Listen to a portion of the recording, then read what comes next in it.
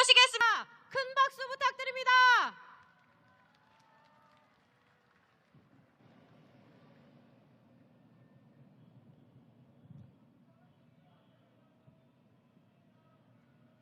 시민 여러분 반갑습니다. 진보당 상임대표 윤희숙입니다. 대통령이 배우자 김건희 특검에 이어 자신의 외압 의혹을 다루는 최상병 특검법마저 거부권을 행사했습니다. 이는 국민에 대한 선전포고이자 국정 사유화의 정점을 찍은 것이라고 생각하는데 여러분 동의하십니까?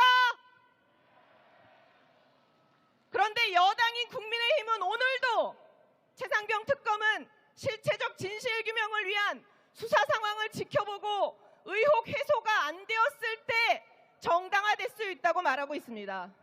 수사 결과를 더 지켜보자는 말입니다. 여러분 더 기다려야 합니까? 경찰은 대통령실의 수사 외압을 받았고 해병대 수사관의 수사 결과를 무리하게 반환했다는 의혹을 받고 있습니다. 경찰 자신이 수사 대상이란 말입니다. 맞습니까? 공수처는 일부 수사 성과를 내고는 있지만 현재 구조상 대통령실과 국가안보실, 국방부, 해병대 사령부 그리고 경찰 등이 연루된 이 초대형 권력형 게이트 의혹을 수사할 수 없는 조직입니다. 그리고 결정적으로 기소권이 없습니다. 김건희 방탄용 인사라 지적받는 최근 교체된 검찰에게 기소권을 넘겨야 합니다. 그리고 7월이면 공소시효 만료로 증거 확보가 더 어렵게 됩니다. 이런데도 앉아서 우리가 수사 결과만 기다리면 된단 말입니까? 여야 합의 주장하는데 그러니까 국민의힘 합의하십시오. 그렇게 진실을 알고 싶다면 왜 특검에 합의하지 않습니까? 보다시피 우리 야당들은 모두 준비되어 있습니다. 국민의힘만 동참하면 됩니다. 국민 여러분 맞지 않습니까?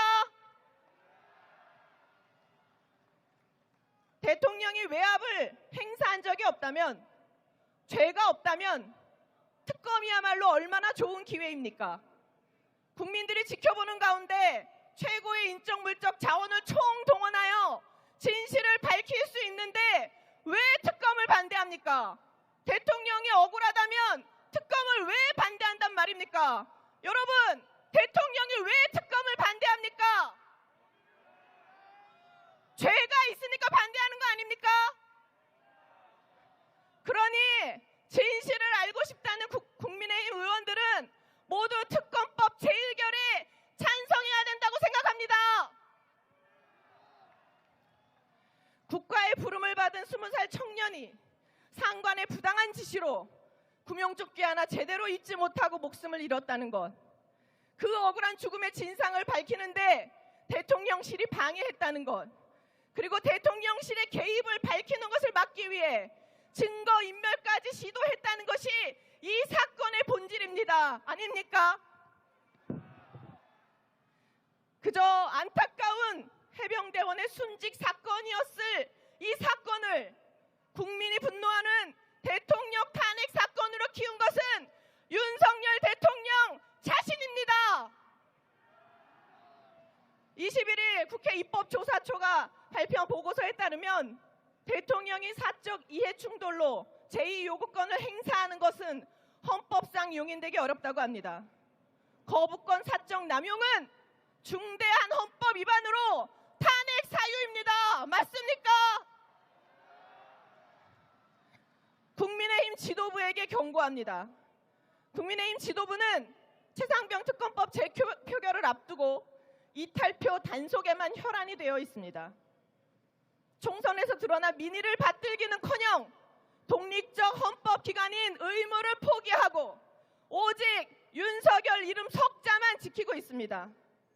윤석열 대통령은 국민이 준 힘을 자신과 배우자를 지키는 데 사유한 정권입니다.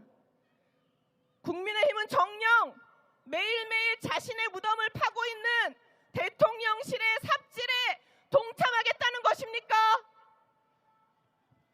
최상병 특검법이 부결되면 국민의힘은 거부한 자의 공범이 될 것입니다.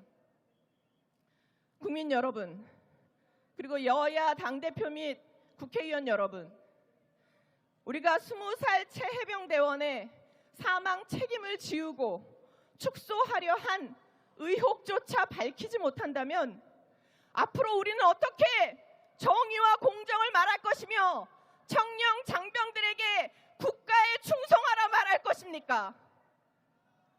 재의결 부결은 역사와 국민 앞에 죄를 짓는 것입니다. 영원한 권력은 없습니다. 영원한 거짓도 없습니다.